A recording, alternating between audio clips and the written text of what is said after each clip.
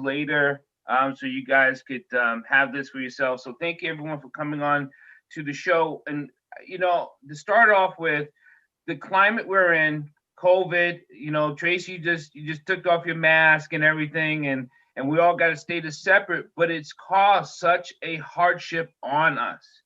And I want to talk about solutions because people are still. We know it's rising. We know stress is high. We know things are just out of place. So I want to go to Doc Z first for a second because the cognitive study that people are having, how are kids dealing with this stress, even with the kids you're seeing, and just talk about what you think. So, believe it or not, I mean, I completely agree with you that things are really, really difficult right now. And that said, I've actually been pretty blown away by how resilient and graceful the young kids and also their young parents have been. I think, you know, I have really not had a lot. I've had certainly see a lot of people with mental health complaints and people feeling isolated, people feeling very anxious. And I work in an area that I think experiences a great deal of awareness of their mental health problems. But that said, I've also actually been surprised at how resourceful and sort of graceful is the best word I can really use. Young people and young parents have been, in the sense that they've sort of, I'll ask them, like, how are you doing? How are you dealing with all of this, virtual school and not being able to see your friends? And they're just like, well, we're making a go of it. I mean, what are we, don't really have a choice. So we're making a go of it. And I think people are starting to burn out on finding alternative activities and things like that. But thus far, I've actually been pretty impressed by how well folks are coping outside of the continued climb in anxiety, depression, and other sort of, diseases of isolation and loneliness. And Tracy, what are you finding? What are you coming across? Yeah, I think there's the expectation that we brace for the worst, but seeing how people are coming together, checking on each other, looking out for each other, especially in young or older adolescents, young adults who I mainly work with.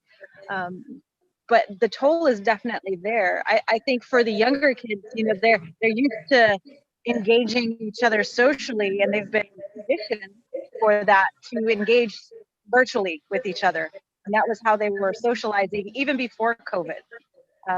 Even if you look at rates of driver's license, when I was younger, I was like waiting the first day I turned on my birthday, go get that permit, right? But you're seeing in these teenagers that, why do I need a driver's license? I've got my friend in the palm of my hand. Yeah. So they've already been conditioned, but there's definitely that sense of loss of I can't go out.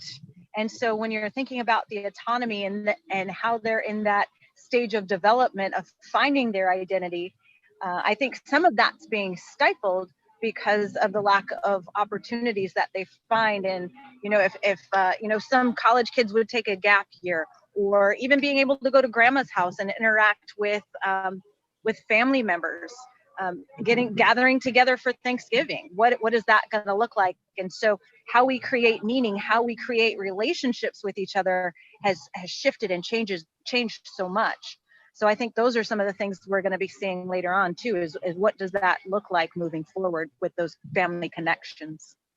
So Kelly, let me jump right into that type of question then, Kelly. Then, so even the boys you're dealing with, they're not. Are they able to see you virtually, or they see you in person? Because with that separation, that creates a lot of anxiety for a lot of disadvantaged Black and brown boys, specifically the climate you deal with yourself. You're muted. There you So go. I was saying exactly, and it's almost a tale of two different places.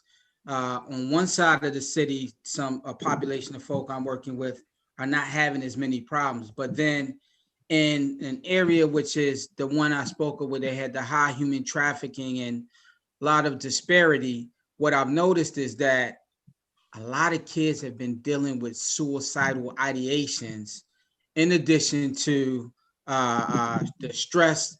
And I think Tracy hammered it as it relates to them being able to connect from a technology standpoint, but with the over involvement with the schools and being on Zoom all day, I've just been seeing a lot of burnout. And not only on the kids, the parents have not been able to deal with it very well because they may have kids in multiple levels. So I have a kid in the 3rd grade, but I also have a kid in the 8th grade, and trying to teach. This is now creating a space where mom's frustrated, kids are frustrated. And so I'm constantly find myself trying to help the entire family navigate this process. And the wearing of 2 masks, not just the COVID mask, but the mask that we wear for society. Kelly, one of the things that I see too is with our, my husband and I work with kids in the foster care system, and there's disproportionately Black and brown children in the foster care system, and looking at, they are now also not able to do those face-to-face visit with family members when they're trying for reunification. And Zoom visits for a 5-year-old or a 7-year-old, that doesn't, like, they're, walking around with the phone, showing the ceiling, and there's not really that connection. So I'm also seeing that's part of the burnout too. I'm not sure if you experience that as well. I am. You're exactly spot on. I was trying not to, because it's that, and then you also look at like their other relatives, like grandparents or great aunts who are in maybe nursing homes, and they don't have that connection or the ability to connect with them. So they can't really conceptualize why they can't do those things. So many questions, and frustration and anxiety is really, really high. I know. I think it's. Go ahead, Doc Z. And I was going to say, I think the other thing I am sort of insulated from to a certain degree. I live in a very, very, very affluent county. But I do see it, and I am aware of it around me. I see it to a small degree, but we really worry about children's safety also being stuck at home. And I suspect, Kelly, that you have that as much more of a concern, but just the physical safety being if somebody that was already in a violent situation or a semi-violent situation, at least when they were going to school, that was 6 or 8 hours of safety, and people would notice if something was really out of whack. And now we've got kids kind of stuck at home, and I've had situations come up in homes that were really challenged and stressed, where a child that was at least protected from some violence at home was then not able to get any space at all from that. So that, I think, is really important to recognize. And in general, I think another inequity issue is, you mentioned the technology and maybe elders not being as comfortable with it. Frankly, access to technology is, of course, a major issue. And the other thing is that while it's great that we have the technology and we can all connect in different parts of the country, et cetera, and all of that, it's just the fact that that isn't the only thing that young people need.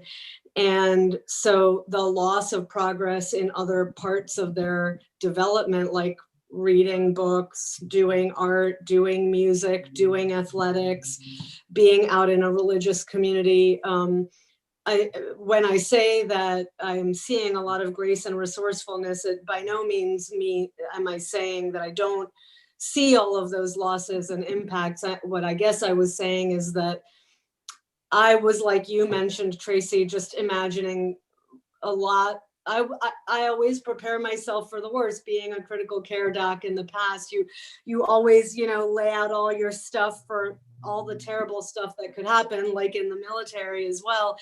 And a lot of that didn't happen.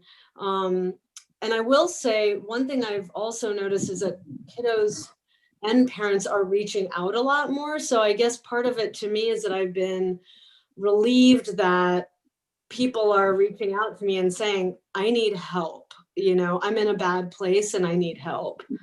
I was going to mention that I'm having, even when the people I see, and I'm such a hands-on person, that the people who are reaching out are people who can reach out. What I'm worried about are the people who are not reaching out. And we know that everyone should be reaching out somehow because we're all feeling it. Even if you were, I don't like to use this word, moderately mentally healthy, you're reaching out. But there are people who wasn't moderately mentally healthy and didn't have the cognition to be moderately mentally healthy because they didn't know that they would help. So now they're lost, and where do they go? And I like to have this. Hopefully, it reaches them to say, get help, go call someone, ask somebody, reach out.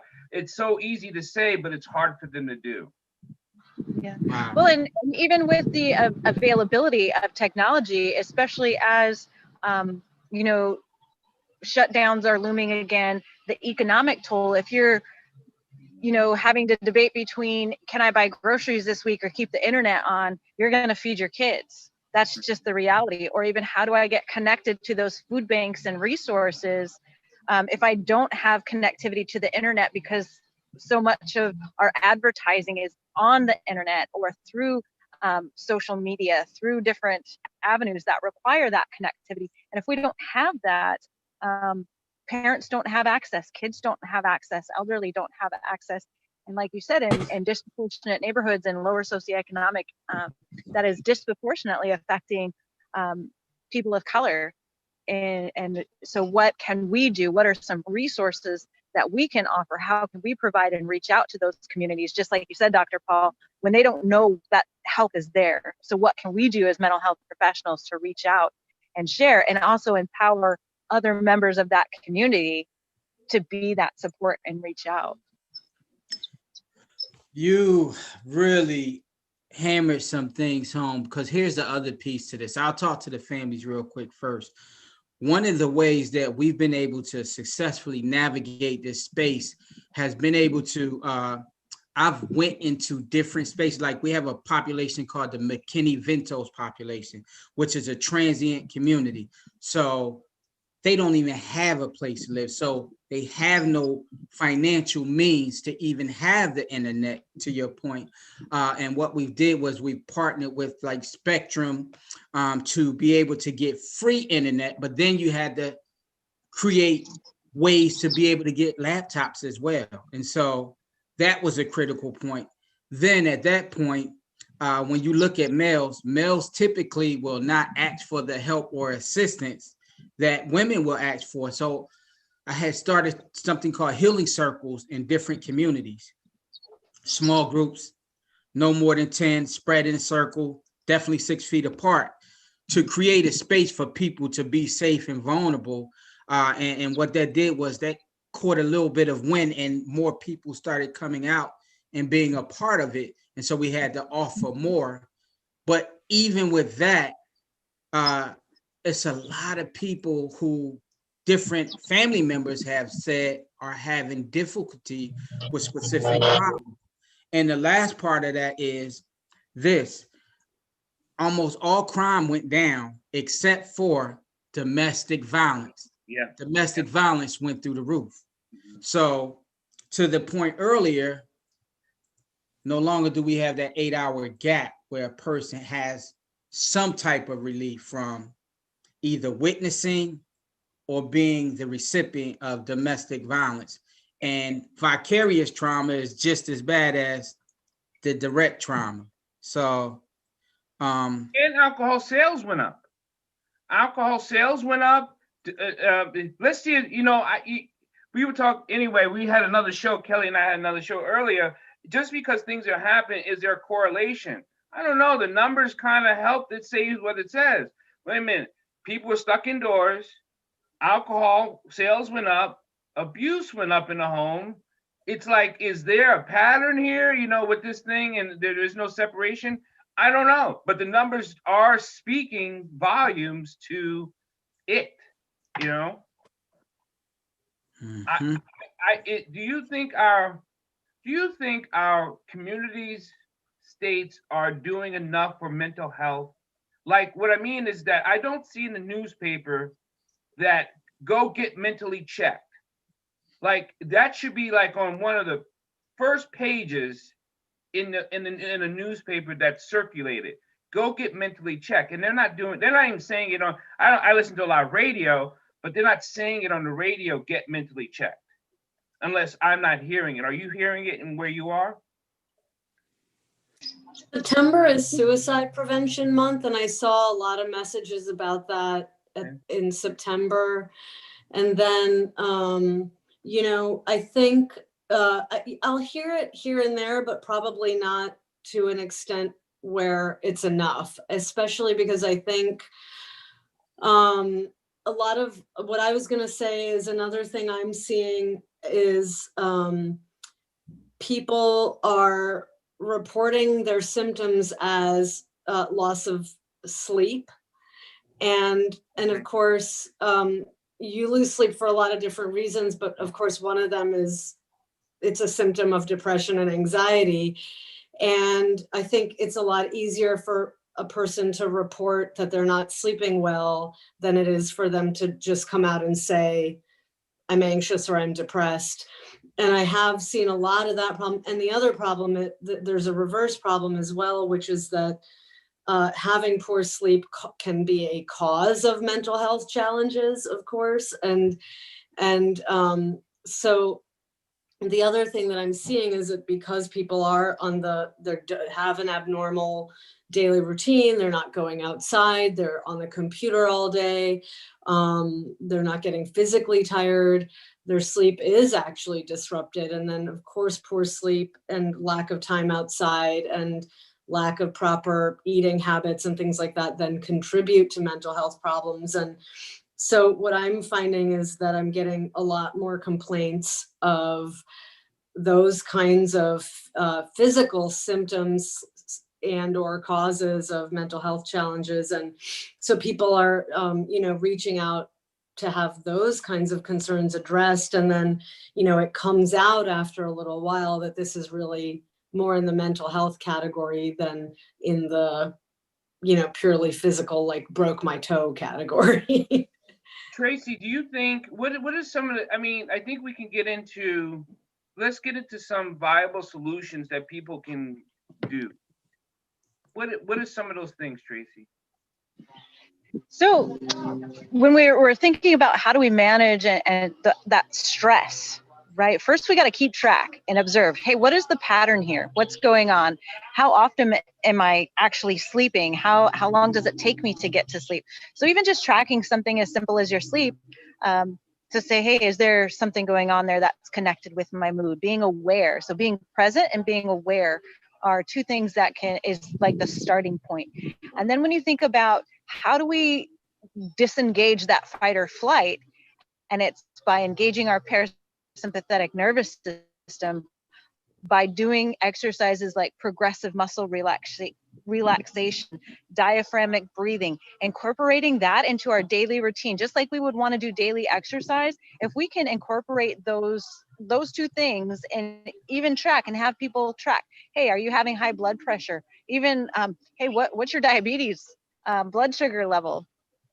So if we can help manage that cortisol in our systems, that can actually help improve our mood and help improve our sleep and help improve even our relationships. Because if we're angry, right, if we're not sleeping well, we're not eating well, and we're just more snappy and we're constantly around people, incorporating those exercises can help managing emotions as well.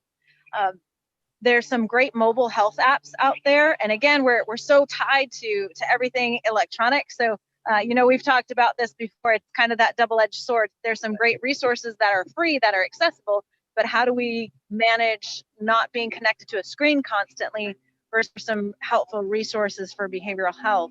So I would encourage your listeners to look at the CBTI, so Cognitive Behavior Therapy for Insomnia, the CBTI Coach app. It's a free app developed by Stanford and the Department of Defense. It's free. There's no data collection there. It's got some really great on there too, and some education on how sleep affects those different areas. It actually has a section where it helps you relax and walks you through the breathing and helps you through the progressive muscle relaxation exercise, which is like a 5-minute exercise. So if you can do 5 minutes of, take out 5 minutes of social media scrolling to improve your mental health, and just see, like an experiment, see what's the difference. Tracy, I know you can't speak for all the military, and we have all these great connections because I was on Schofield myself. And one of the things is, Tracy, how is our military people that you're seeing, how are they doing through all this COVID? And because in the military, as Kelly can tell you, we're used to separation, but it's something we actually naturally get used to, but we kind of bury it away, but yet it comes up again. So how's our military people doing that you're seeing? So again, I can just speak personally as me as a private citizen here and a psychologist. I can't speak officially for the military, Right. But I can say there's some public publications that came out that do show there's been an increase in suicide, ideation, suicide attempts since COVID started. There's definitely an increase in alcohol sales at the Class 6 store. There's an increase in domestic violence. So just like we're seeing in the civilian sector, we're a cross section of the civilian sector. So the same challenges that we see in the civilian sector, we're seeing in the military. But then we have the extra stress and burden of, we still have readiness to maintain. We still have training that we need to do. We have mission focus that we have to look at. Mission and then ready. if you exactly, and so where some civilian sector, you're in the same time zone as your family. So yeah, it might be a little difficult not to go and take a drive to auntie's house or cousin's house. Some military family members are dealing with a 6 to 12 hour time difference. And so being able to connect with their family members is a little bit more challenging, definitely. So finding that connectedness. And then we still have people that are PCSing. And so that means they're moving to a new duty station or their initial entry. And so maintaining when you come into the military, usually it's that welcoming that you're part of something that's not the same as it used to be because of the social distancing. So some of that is taking a little bit longer to get integrated into the unit. Doc Z, I know you do a therapy and you want to talk about that preventive stuff that you do with the kids in the school. Talk about that, because that's going to be helpful for kids as we transitioning into this new arena that we're living in. Yeah, so the program that I'm developing is actually kind of covers a lot of the stuff that Tracy was talking about and ties it together. And I like to, the program is a preventive mental health program that kind of uses a wellness wheel to assess your mental health status and then look at strength areas and challenge areas and look at interventions that you can do, like work on your sleep, work on your breathing, work on your nutrition, work on social connections, build those positive characteristics into your daily life, one small bit at a time, and then track it, not to sell, like Tracy mentioned, there's no data collection, but track it for yourself in order to know, like, okay, well, I've been working on my deep breathing this month. Now, how is my mental health as I've been working on this? And so it's a way of kind of using a data-oriented approach and a preventive and positive psychology approach to your mental health. And what I find is that when we do the program over time, over 3 to 6 to 9 months, we often will see about a 20% improvement in mental health scores. And that's almost comparable to some medication. So that's a program that I'm trying to do in schools.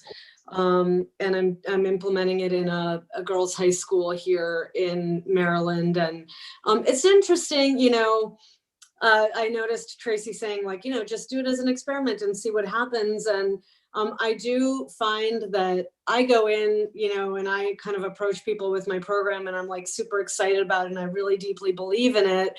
And then, it's hard to remember that not everybody's going to just kind of like jump right in and accept that it's going to be like this amazing resource and tool, especially when they're, 15 or 16 years old and they know everything about everything. So some of the challenges have actually been more for me than anything in remembering, like, just because it's very obvious to me how useful this kind of positive psychology preventive approach can really make all of our lives better. It's going to take a little bit of convincing, and it may not be as salient for every kid, and which is why I'm so passionate about sort of, you mentioned, are people reaching out for help? And my thing is, by the time somebody reaches out for help, or by the time somebody tells you they're considering suicide, like, they've been suffering for months, if not years. Yeah. And I am really troubled by that, partly because I live in an area where there's a great deal of teen suicide, far more than I would like to see. And, it's really troubling when a kiddo dies by suicide, to understand that 16 or 17-year-old was already suffering so deeply for such a long time. So my personal thing, my passion is that all the children should have access to preventive mental health care. In other words, just like we monitor people's diabetes or lead levels or give them vaccines, we should be teaching them the diaphragmatic breathing or the other sleep strategies or exercise strategies or community connection strategies before they become suicidal. Because at that point, it's just like somebody that's 67 years old and already has type 2 diabetes. You're chasing a train that left the station 20 years ago. And it's going to be a lot harder to catch that train than it would have been to just get on that train with that passenger and work with them while they were traveling. So that's really my passion with the program that I've been developing, and with the idea of preventive mental health, as opposed to coming in, when somebody is asking for help, and that means they've already been suffering for a really long time. I know, speaking of Philly, I know a doctor friend of mine who implemented a meditation program in South Philly with a couple of schools, and only certain schools who have such a high rate of issues has reached out to the Lifeline and saying, we need a different approach, right? And we need a different approach. And they adapted it, but other schools are like, no, like you run into, Doc Z, they're like, no, we're okay. No, you're not. You need to have preventative health care, and this is a tool for you. No, who's going to teach it? We don't have the time. But yet, so going to Kelly, so what are some of your ideas? Let's talk about that book you just held up, because that's exactly one of those philosophies that young people should be, I think. And I hate to use the word should, I really do, because it's like shaking your finger at someone. But this is a mandatory thing, that for us to have a healthy community, healthy nation, healthy country, healthy global world, to not be mentally healthy is absolutely it's mind-boggling. Go ahead, Kelly. So, I mean, both the brilliant doctors touched on some things that's very near and dear to who I am from an essence standpoint. So as I go into the schools, people don't care what you say. They don't care what you do. They only care how you make them feel. So as a result of that, at the core, the first thing I do is, I switch the term mental health for them to try to remove that negative stigma. And in all my programs, there's a component that's tied to emotional wellness, which is the term I use. Young people like diagnoses like ADHD and ADD, I typically will teach them methods before I even talk about their diagnosis, and show them how they can focus. And Doc, because it's tied right back to martial arts and concentration. Then when they come to the office or wherever I'm at, I have stuff like this. So I'm getting them acquainted to this waterfall, which helps them to relax. I expose them like the brilliant Dr. Tracy said, around the breathing. So I do something that's tied to pranayama breathing, or I do fire breathing, and then give them a deep exhale and talk to them about the central nervous system, how it relaxes. And when you respond sometime, particularly when we're talking about, stress, I speak to them about stress not being bad. It's our reaction to stress that's bad. So, going back to muscle memory in the military and all these different things and leveraging essential oils to help relax them and lavender. Then I even have a component in there, which I was teaching some of the principles that many times when a young person is having a behavior issue, or you're seeing certain things, can be directly correlated to something that has happened outside of there. And they're trying to show you in an unhealthy way, because they hadn't been shown in a healthy way, that they need some assistance. And so what I tried to institute is using gardening time for them to go outside. And so I built boxes in these school areas. One of our biggest organs is our skin. Just getting my hand in the dirt, it's absorbing the minerals and different things. And kids were beginning to release some of the toxicity that was going in different environments and the trauma. And so I laugh because sometimes we have people who may have went through like ACEs, which is, of course, adverse childhood experiences, but ACEs without cultural competence can be dangerous sometimes. And we have to understand who we're interacting with and what's their family dynamics. And so assuming all those things, I would say, no, I'm not even going to say what I would say. I can tell you the metrics in the schools in terms of kids who were doing well shot straight through the roof. And this is, mind you, even in COVID, where one thing we didn't mention is even teachers trying to figure it out, because like I'm not used to, as a teacher, using Zoom as my platform to connect with people. And unless you know what you're doing, the engagement is not going to be there. No. I put exercises in everything I do, put them on problems so that they can feel like they're just as much a part of the process as opposed to me talking at them. Right. And so those are some of the things that have proven to be successful for me.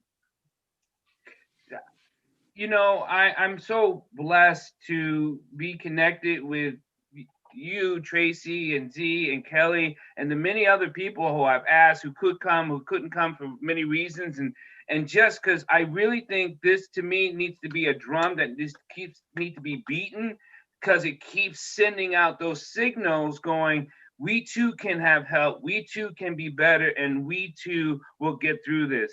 And so I'm so appreciative that you guys are able to come on so we can keep spreading this love and this platform and this compassion, because without it, we will fall very hard. Any last words, Tracy, before you take off? I don't want to take up all your Saturday time.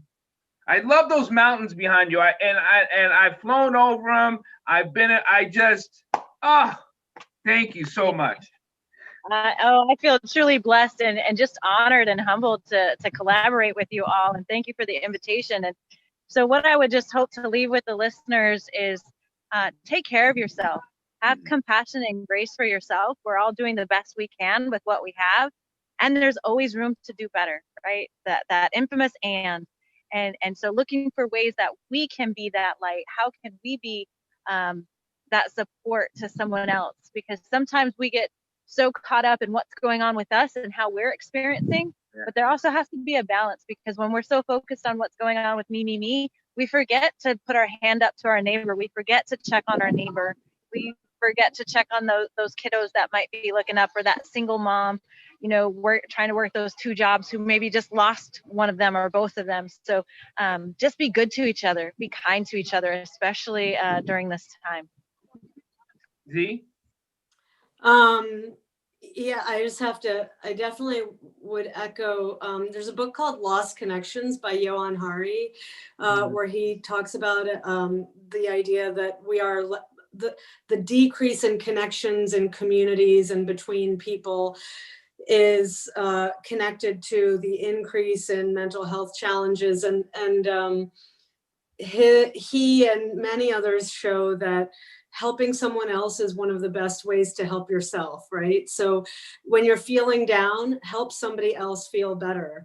But what I would say is I've been thinking a lot about concentric circles of control, and the COVID has really made us feel out of control in a lot of ways.